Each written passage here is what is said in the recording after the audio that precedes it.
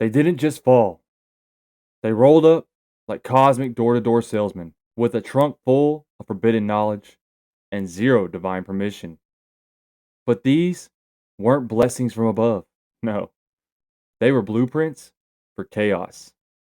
Weapons of war, astrology charts, demonic glam tutorials, and just enough spiritual wisdom to make humanity think, oh yeah, we're leveling up, guys. Spoiler alert, we weren't. See, these were the original influencers. And humanity, we hit follow, like, subscribe, and we even turn those little notifications on. And what followed? The dark exchange that changed everything. Welcome back, True Seekers. I'm Josh, and this is Gods of the Fallen, Episode 2. The Forbidden Gifts. So what did the Watchers actually teach? According to 1 Enoch 8, each fallen angel brought with him knowledge that was never meant for mankind. And Azazel taught men to make swords and knives and shields and breastplates. He showed them the metals of the earth and how to work them, and bracelets and ornaments, and beautifying their eyelids, and all kinds of costly stones and coloring textures. Let's break it down. Azazel brought warfare, cosmetics, jewelry, vanity, and weapon crafting.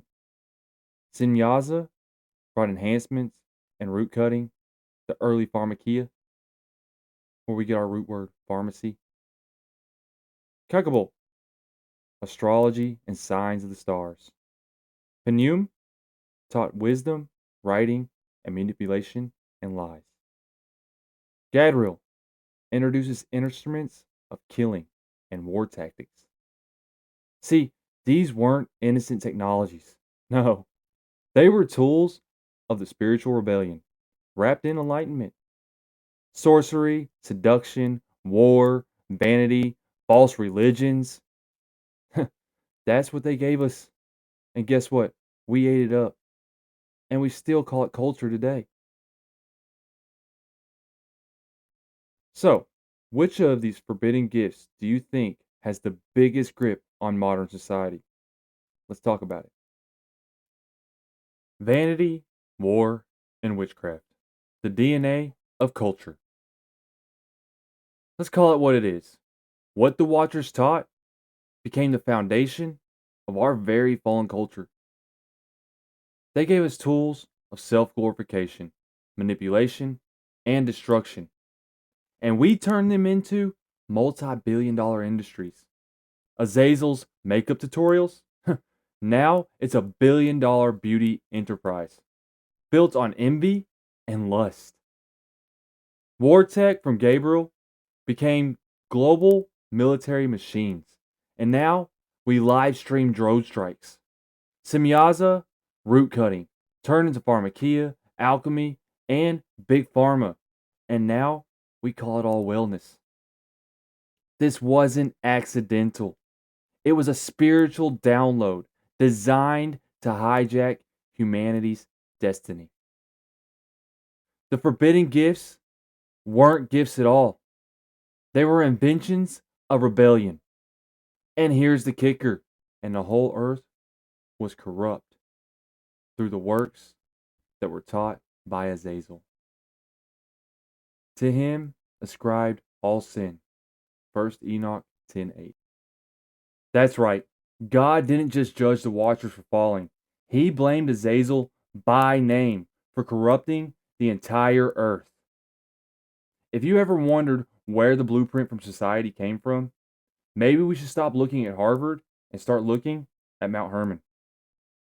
The birth of the occult, ancient knowledge with a dark source. See, the forbidden gifts didn't just create culture, they laid the foundations for the occult.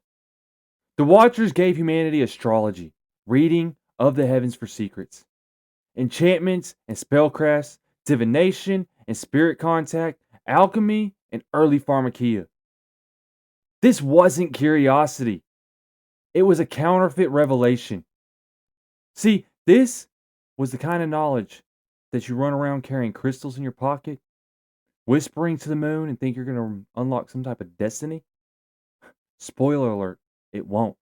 But you might unlock a few demons you weren't planning on having over for lunch. And this is why nearly every occult tradition, ancient or modern, traces back to the same root knowledge.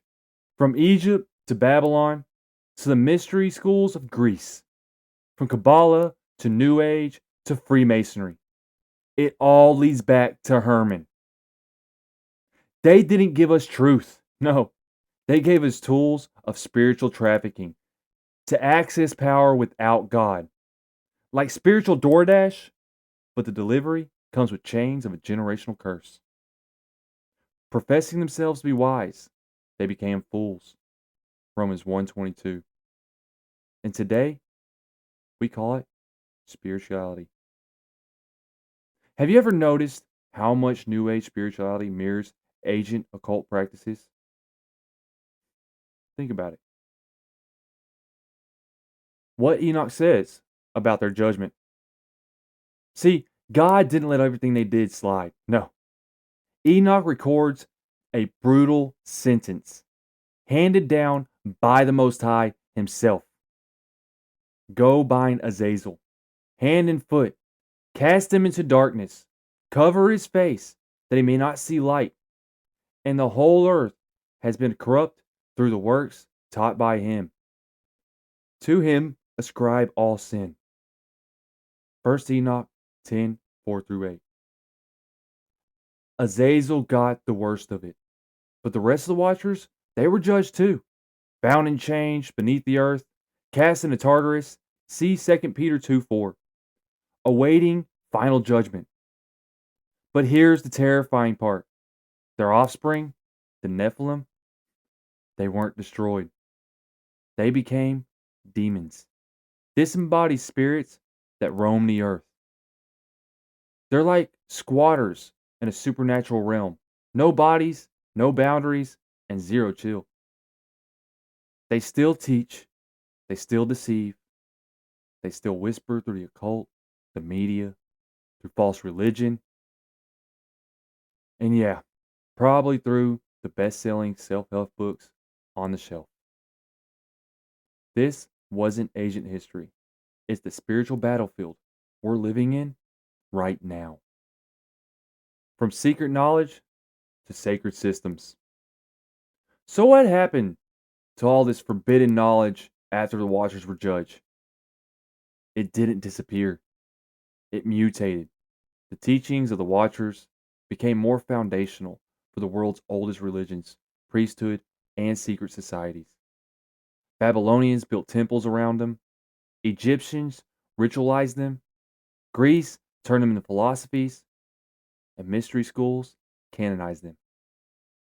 Even today, Kabbalah, Gnosticism, Freemasonry, Hermetism, they all point back to the same spiritual source of fallen wisdom. It's the same old lie since the beginning. You can be like gods. Listen, if your awakening looks like Eve's decision at the tree, you might be enrolling in Satan's master class. And now you got people wearing pentagrams while saying they're just spiritual, consulting horoscopes before going on dates, and burning sage to cleanse energy. Like that's going to scare off some demon, lavender and scented smoke bomb. Seriously, if those things had any weight, Glade plugins would make a killing thanks to spiritual warfare, and it would make it a lot easier too. See, the more Asian it sounds, the more people trust it. Because apparently, if it comes from a scroll or a triangle, it must be divine. But the age of a lie doesn't make it true. It just makes it more dangerous. Now, here's where it gets real. We didn't outgrow these forbidden gifts, we upgraded them. Think about it. Azazel taught metallurgy and weapons. Now we have nukes and drone strikes. Semyaza brought sorcery and pharmakia. Now it's plant-based medicines and Akusa retreats with shamans on YouTube. Cocobell brought astrology, and now it's a $1 billion content engine that has people dodging accountability. The gifts went digital, global, mainstream. We went from chanting in caves to live streaming rituals, from stone altars to screen altars, and most of us tithe our attention to it without even realizing we're worshiping. And the spirits behind it, they love the reach. See, this is the age of algorithmic enchantment. Digital temples, viral sorcery, the same fallen wisdom. Just now, better lighting, faster bandwidth, and a custom filter that makes the deception look aesthetic. See, you thought the only influencers you followed were the ones you could see. But behind the screen, there are aged spirits soaking up all the worship you didn't even know you were giving and throwing a party every time a soul scrolls further from the truth. Babylon built on blood. The forbidden gifts didn't just influence culture, they became the blueprint for Babylon. Not just the city, but the system. Think less Google Maps and more spiritual black site. Babylon wasn't just a city, it was the first global system of false worship, mystic priesthood, and fallen knowledge that institutionalized. And they said, "Come, let us build a city, a tower with the top to the heavens, and let's make a name for ourselves." Genesis 11:4. This wasn't about architecture. It was a spiritual rebellion with blueprints downloaded from fallen angels. And humanity said, "Sound good. Let's do it. Let's build this thing." See, Babylonian used the stars for power, astrology, the spirits for guidance, divination, the gods of the watchers for dominance. They built civilizations around the forbidden, and God scattered them from it. But Babylon never really died. It migrated from Mesopotamia to Rome to modern systems that still worship power, image, and rebellion. Babylon isn't a memory, it's a model. And it's been franchised like spiritual fast food for every nation on earth. The system is still alive. Here's where it hits home. We still run the world on what the Watchers gave us. It's like humanity took one bite of this forbidden knowledge and said, "Hey, let's make a brand out of this." Our entertainment glorifies war, lust, vanity, sorcery, astrology, and rebellion. Our medicine roots back to pharmakia. Our government mere Babylonians' obsession with control and godlike power. Our tech is being used to revive forbidden knowledge under the guise of innovation. The world didn't reject the Watcher's gifts. We built empires on them. And now we're watching prophecy play out in real time.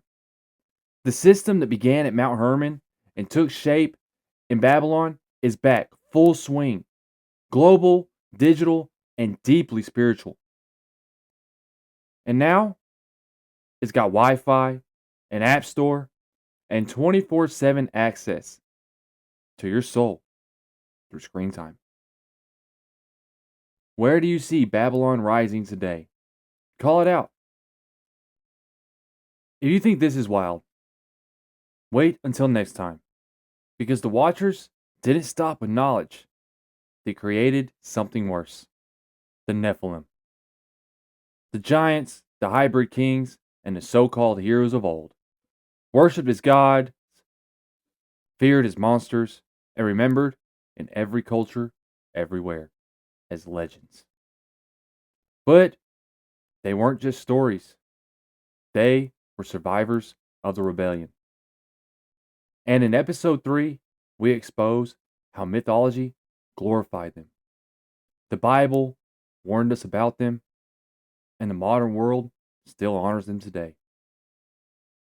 If Hercules was your childhood hero, you're going to want to buckle up. And I ask you to like it, share it, and follow it.